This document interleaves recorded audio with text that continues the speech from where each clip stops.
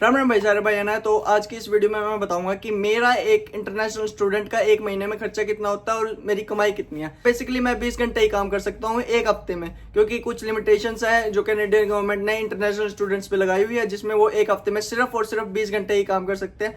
तो 20 घंटे काम करके मैं कितना कमाता हूँ और मेरा खर्चा एक महीने का कितना होता है, ठीक है।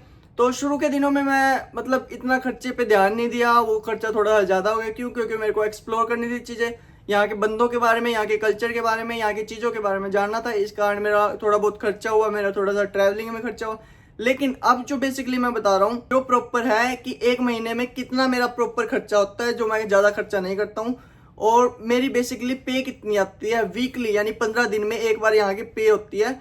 मतलब 15 दिन के बाद हर बंदे को पे मिलती है यहाँ पे, उसको वीकली कहते हैं। तो उसमें मेरा पे रेट क्या आता है, मेरी कमाई कितनी आती है और मेरा खर्चा कितना होता है बेसिकली, और मैं कैसे सर्वाइव कर रहा हूँ। तो आज की वीडियो में वो जाना है कि एक इंटरनेशनल स्टूडेंट एक महीने में कितना खर्चा करता है और कितनी उसकी कमाई होती है, ठीक है। बेसिकली लेते हैं मेरा एग्जांपल ले लेते हैं। मैं ज्यादा हाई खर्चे नहीं करता और ज्यादा लो खर्चे भी नहीं, मतलब बिल्कुल भी हिचके नहीं रखता।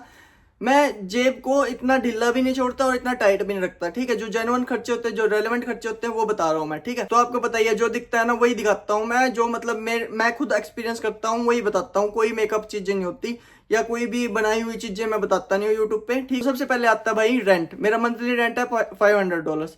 करेंसी एक्सचेंज में चल रहा है आजकल 60-62 चल रहा है। अपना कैलकुलेट करके देख लेना, कुछ 30-35 हजार इंडियन रुपीज में बनता होगा। तो सबसे पहले मेरा रेंट है $500। उसके बाद आता है मेरा फोन बिल जो है $40 पर मंथ, वो हो गया कुछ 2400-2500 के आसपास।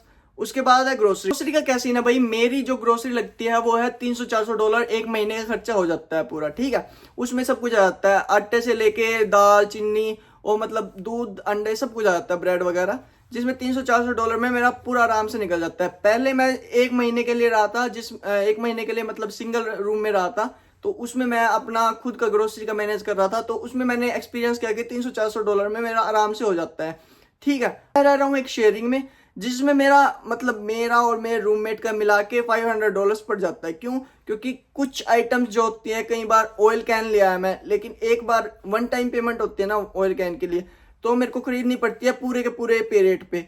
अब अगर मैं ऑयल कैन लेके आ रहा हूँ तो हाफ हाफ प्राइस हो जाता है, तो इसका प्राइस हाफ हाफ हो जाता है, मतलब रेट आधा वो देगा आधा मैं दूंगा। तो इससे मेरा मतलब उसका और मेरा मिला के 550 या 500 मंथ का ग्रोसरी का खर्चा हो जाता है। बाकी कभी कभार $30-40 मिसलेनियस एक्सपेंसेस के लिए अलग से रख देता हूँ मैं, कि कभी कभार अगर काम से लेट आए हैं, बाहर से ऑर्डर कर लिया, ऐसे कुछ खर्चे होते हैं जिनके लिए अलग से $50 रखना अच्छी बात है। दूसरा क्या है भाई, दूसरा यहाँ पे एक टिफिन सर्विस चलती है जो 5 दिन खाना देती है बंदे को, जो एक इंटरनेशनल स्टूडेंट या कोई भी हो, वर्क परमिट पे भी हो, उनको भी 5 दिन खाना देती है। उसमें रोटी भी होगी और चावल वगैरह सब्जी वगैरह सब होगी, लेकिन हफ्ते में 5 दिन खाना मिलेगा, यानी महीने में 20 दिन। बाकी जो खर्चा है वो अलग ही रहेगा।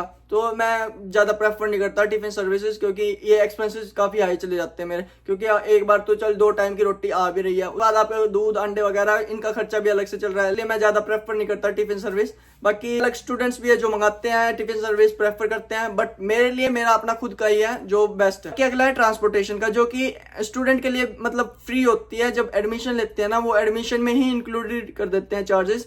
तो आपको बाद में एक प्रेस्टो कार्ड यानी एक पास मिलता है, जो आप बस में गेट इन करने के लिए वो स्कैन करते हो, जो आपको डेस्टिनेशन पे उतरना है आप उतर सकते हो। वो एक तरह से फ्री होता है, लेकिन आपको वो पास खरीदने के लिए चार्जेस लगते हैं, जो चार्जेस एडमिशन के टाइम ही इंक्लूडेड होते हैं। ऐसे कोई खर्चा नहीं होता, यही होता है रेंट, फोन का बिल, ग्रोसरी और छोटा मोटा मिसलेनियस एक्सपेंसेस, बस। उसके बाद अब आते हैं हम कमाई पे, कि एक इंटरनेशनल स्टूडेंट कितनी कमाई करता है। अगर वो 20 घंटे, जो कि लीगली है कैनेडियन गवर्नमेंट की तरफ से कि सिर्फ वो 20 घंटे ही कर सकता है, और मिनिमम वेज पे, यानी जो मिनिमम वेज चल रहा है 17.50 का रेट चल रहा है एक घंटे का, $17.50 मिलेंगे एक घंटे में। तो अगर वो 20 घंटे काम करता है एक हफ्ते में और 17.50 का उसको रेट मिल रहा है, तो $350 के आसपास उसको पैसे मिलते हैं। तो 2 हफ्ते यानी वीकली के उसको पे रेट आता है $600-700। तो एक मंथ का हो गया उसका मतलब $1100-1200। मतलब एक मंथ की इंटरनेशनल स्टूडेंट की कमाई होती है $1200 मैक्सिमम, अगर वो मिनिमम वेज पे काम कर रहा है। अगर वो मतलब कुछ अलग जॉब कर रहा है जिसमें उसको पे रेट मिल रहा है 20 $20 पर घंटे का, तो वो $400 एक हफ्ते के हो जाते हैं और महीने के हो जाते हैं 2000 से प्लस ही। इस हिसाब से एक इंटरनेशनल स्टूडेंट अपने एक्सपेंसेस और अपनी कमाई को मैनेज करता है, ताकि यहाँ पे जब वो स्टूडेंट स्टेटस पे है तो वो सरवाइव कर सके, किसी न किसी तरह से अपना खर्चा निकाल सके। अगर वो 100 से $150 पर डे कमा रहा है तो उसकी एक्सपेंसेस नॉर्मल होने चाहिए। अगर इससे ऊपर कमा रहा है, मतलब $200 से $300 पर डे कमा रहा है, तो उसके एक्सपेंसेस कुछ हाई हो सकते हैं। ये थी भाई वीडियो एक इंटरनेशनल स्टूडेंट की खर्चे की और उसकी कमाई की। अगर आपको ये वीडियो अच्छी लगी हो तो वीडियो को लाइक कर देना और सब्सक्राइब कर देना चैनल को। मिलते हैं नेक्स्ट वीडियो में, तब तक के लिए बाय बाय।